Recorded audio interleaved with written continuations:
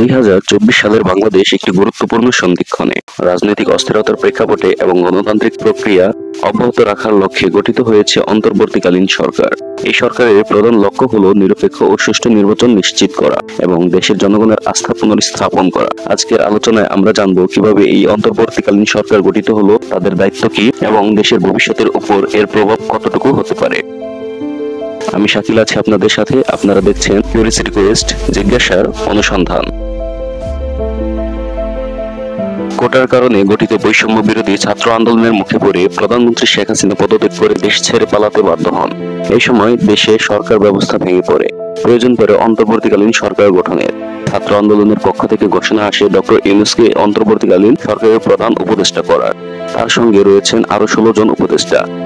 গত বৃহস্পতিবার 8ই আগস্ট শপথ গ্রহণ করেন উপদেষ্টারা। এর মধ্যে 3 জন উপদেষ্টা অনুপস্থিত ছিলেন। অনুপস্থিত 3 জন হলেন মুক্তিযোদ্ধা ফারুকী আজম, মানসিক রোগ বিশেষজ্ঞ বিধান রঞ্জন রায় ও সাবেক রাষ্ট্রদূত সুপ্রদীপ চাকমা। উপদেষ্টাদের পরিচয় ও কার কি দায়িত্ব তা তুলে ধরা হলো।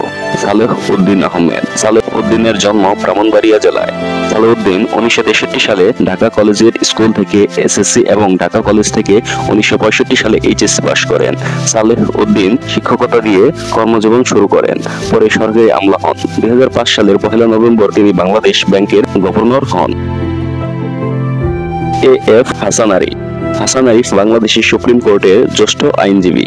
তিনি 1941 সালে কলকাতায় জন্মগ্রহণ করেন। কলকাতার সেন্ট জেভিয়ার্স কলেজ থেকে মাধ্যমিক ও উচ্চ মাধ্যমিক পাশ করেন। ফখরুদ্দিন সরকারের আইন উপদেষ্টা ছিলেন। সাবেক পররাষ্ট্র সচিব মোহাম্মদ তৌহিদ হোসেনের জন্ম 1965 সালের 1 ফেব্রুয়ারি। তিনি ঢাকা বিশ্ববিদ্যালয় থেকে ইতিহাসে স্নাতক শেষ করে বাংলাদেশ ফরেন সার্ভিসে যোগ দেন। বিএনপি এবং জামাত সরকারের আমলে তিনি কলকাতায় ডেপুটি হাই কমিশনার ছিলেন। 2006 সালে তিনি পররাষ্ট্র সচিবের দায়িত্ব পালন করেন। আদিলুর রহমান খান। আদিলুর রহমান খান 1961 সালে জন্মগ্রহণ করে। তার প্রতিষ্ঠিত মানবাধিকার সংস্থার নাম অধিকার। তিনি ঢাকা বিশ্ববিদ্যালয় থেকে আইন বিষয়ে পড়াশোনা করেছেন। বিএনপি জামায়াত সরকারের আমলে তিনি ডেপুটি অ্যাটর্নি জেনারেল ছিলেন। আসিফ নজরুল। লেখক, রাজনীতি বিশ্লেষক ও কলামিস্ট। অধ্যাপক আসিফ নজরুল পড়াশোনা করেছেন ঢাকা বিশ্ববিদ্যালয়ের আইন বিভাগে। তার জন্ম 1966 সালের 12 জানুয়ারি। শিক্ষক হিসেবে যোগদান করার আগে তিনি সাপ্তাহিক বিচিত্রা পত্রিকায় কাজ করেছেন। এম সাখাওয়াত হোসেন। এম সাখাওয়াত হোসেন বাংলাদেশের সাবেক নির্বাচন কমিশনার ও বাংলাদেশ সেনাবাহিনীর অবসরপ্রাপ্ত ব্রিগেডিয়ার জেনারেল। 2007 সালে তত্ত্বাবধায়ক সরকারের আমলে নির্বাচন কমিশনার নিযুক্ত হন। আফম খালিদ হাসান।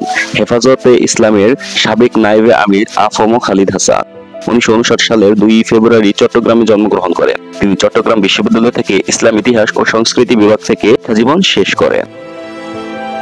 ফরিদা আক্তার। ফরিদা আক্তারের জন্ম চট্টগ্রাম জেলার চন্দনাইশ থানার হারলা গ্রামে। চট্টগ্রাম বিশ্ববিদ্যালয়ে অর্থনীতি বিভাগে পড়াশোনা করেছেন তিনি। নারী উন্নয়ন, স্বাস্থ্য, কৃষি, মৎস্য সম্পদ, গার্মেন্টস শিল্প ইত্যাদি উন্নয়নমূলক বিষয়ে 3 দশক ধরে কাজ করে চলেছেন। সৈয়দা রিজওয়ানা হাসান। সৈয়দা রিজওয়ানা হাসান 1968 সালে ঢাকায় জন্মগ্রহণ করেন। তার পৈতৃক নিবাস হবিগঞ্জে। বিকারুন্নেসা নূন স্কুল ও হলি ক্রস কলেজ থেকে মাধ্যমিক ও উচ্চ মাধ্যমিক শেষ করে। তিনি একজন পরিবেশবিদ। 1993 সালে বাংলাদেশ পরিবেশ আইনবিদ সমিতিতে যোগ দেন। পরিবেশ রক্ষা ও সামাজিক কাজের জন্য দেশীয় ও আন্তর্জাতিক বহু পুরস্কার পেয়েছেন। নূরজাহান বেগম। নূরজাহান বেগম 2010 সালে গ্রামীণ ডিস্ট্রিবিউশনের চেয়ারম্যান নিযুক্ত হন। 1976 সালে যখন গ্রামীণ ব্যাংকের প্রকল্প শুরু হয় তখন ডক্টর ইউনূসের প্রথম সারির সহযোগীদের একজন ছিলেন তিনি। তিনি অনেক দেশে ক্ষুদ্র ঋণ প্রকল্পের পরামর্শদাতা ও প্রশিক্ষক হিসেবে কাজ করেছেন। শারমিন মুর্শিদ বেসরকারি সংস্থা ব্রতির প্রধান নির্বাহী কর্মকর্তা। নির্বাচন পর্যবেক্ষণকারী হিসেবে এই সংস্থা কাজ করে। তার বাবা খান সারোয়ার মুর্শিদ ছিলেন ঢাকা বিশ্ববিদ্যালয়ের শিক্ষক। তিনি আইয়ুব বিরোধী আন্দোলনে সোচ্চার ছিলেন। তার মা নূরজাহান মুর্শিদ 1954 সালে যুক্ত ফ্রন্টের প্রতিনিধি হিসেবে নির্বাচিত হন। নাহিদ ইসলাম। বৈষম্য বিরোধী ছাত্র আন্দোলন সরকার পতনের ডাক দেওয়া সমন্বয়কদের একজন নাহিদ ইসলাম। তিনি ঢাকা বিশ্ববিদ্যালয় থেকে সমাজ বিজ্ঞান বিভাগ থেকে স্নাতক ও স্নাতকোত্তর সম্পন্ন করেন। তিনি গণতান্ত্রিক ছাত্র শক্তির কেন্দ্রীয় সচিব। আসিফ মাহমুদ। বৈষম্য বিরোধী ছাত্র আন্দোলনের সমন্বয়কদের একজন আসিফ মাহমুদ। ঢাকা বিশ্ববিদ্যালয় থেকে ভাষা বিজ্ঞান থেকে স্নাতক ও স্নাতকোত্তর শেষ করেন। জন্মস্থান কুমিল্লার মুরাদনগর উপজেলায়। গণতান্ত্রিক ছাত্র শক্তির সদস্য সচিব। ফারুকী আজম। ফারুকী আজম ছিলেন একজন বীর মুক্তিযোদ্ধা। সাহসী এ যোদ্ধা বীর প্রতীক খেতাব পেয়েছেন। 1971 সালে মুক্তিযুদ্ধের বছরে উচ্চ মাধ্যমিক পাশ করেন। যুদ্ধের সময় তিনি খুলনায় ছিলেন। যুদ্ধে অংশ নিতে তিনি অনেক বাধা বিপত্তি পেরিয়ে চট্টগ্রামে পৌঁছান। অপারেশন জ্যাকপটে ছিলেন অন্যতম সদস্য। সুপ্রদীপ চাকমা। সুপ্রদীপ চাকমার জন্ম 1961 সালে খাগড়াছড়িতে। তিনি ঢাকা বিশ্ববিদ্যালয়ের মার্কেটিং বিভাগের ছাত্র ছিলেন। 1985 সালে সপ্তম BCS এর মাধ্যমে সরকারি চাকরিতে প্রবেশ করেন। মেক্সিকো ও ভিয়েতনামে বাংলাদেশের রাষ্ট্রদূতের দায়িত্ব পালন করেন। বিধান রঞ্জন রায়। বিধান রঞ্জন রায় একজন মানসিক চিকিৎসক ও মনোরোগ বিশেষজ্ঞ। তিনি জাতীয় মানসিক স্বাস্থ্য ইনস্টিটিউটের সাবেক অধ্যাপক ও পরিচালক। মনোরোগ বিজ্ঞানে MBBS, PPM ও MPhil ডিগ্রি অর্জন করেন।